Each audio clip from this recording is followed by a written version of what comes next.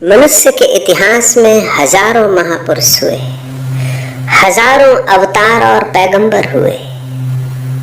हमने उनकी याद में उत्सव मनाए, किसी की अष्टमी मनाई, किसी की नवमी तो किसी की जयंती।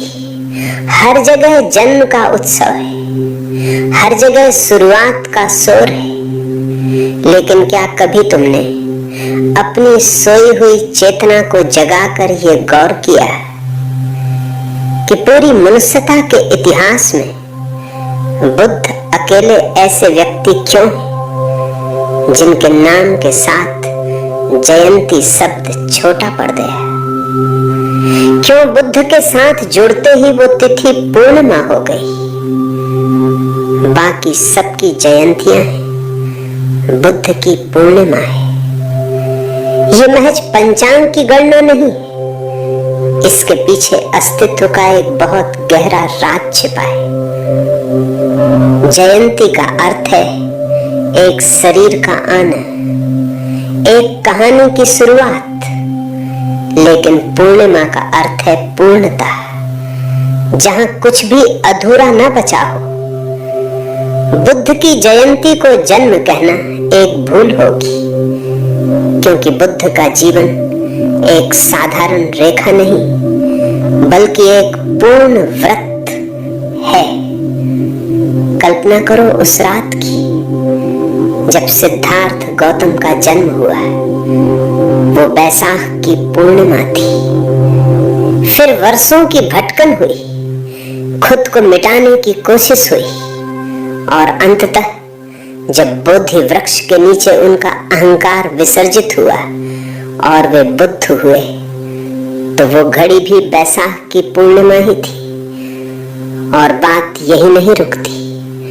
80 वर्षों की यात्रा के बाद जब उन्होंने अपना अंतिम श्वास लिया, तब भी आकाश में वही बैसाख का पूरा चांद चमक रहा था। जन्म, बोध और मृत्यु तीनों एक ही बिंदु पर। साधारणतः आदमी पैदा किसी दिन होता है, जागता कभी और है और मरता किसी तीसरे ही दिन है। सब बिखरा बिखरा है, सब खंड खंड है। बुद्ध दुनिया के इकलौते ऐसे मनुष्य हैं जिन्होंने प्रमाणित कर दिया कि जो पूरी तरह जाग गया है उसके लिए आने और जाने में कोई भेद नहीं रह जाता। इसीलिए वे तथागत कहलाए। जैसे आए थे वैसे ही चले गए। लोग सोचते हैं बुद्ध एक राजकुमार थे जिन्होंने घर छोड़ा और तपस्या की, लेकिन ये कहानी नहीं है, ये एक विस्फोट है। बुद्ध पूर्णिमा हमें याद दिलाती है कि तुम भी जाग सकते हो। तुम्हें सिखाया गया है कि जीवन का लक्ष्य कुछ बनना है, धन, पद या सम्मान। लेकिन बुद्ध कहते हैं लक्ष्य कुछ बनना नहीं बल्कि तुम जो हो उसे पूरी तरह देख लेना है। जैसे ही तुम खुद को देख लेते हो, तुम्हारा अहंकार टूट जाता है और जो बचता है वही बुद्ध है। ये पूर्णिमा अस्तित्व का बुद्ध को दिया गया सबसे बड़ा सम्मान है। जैसे प्रकृति ने हस्ताक्षर कर दिए हो कि ये व्यक्ति अब समय की सीमाओं के पार चला गया है।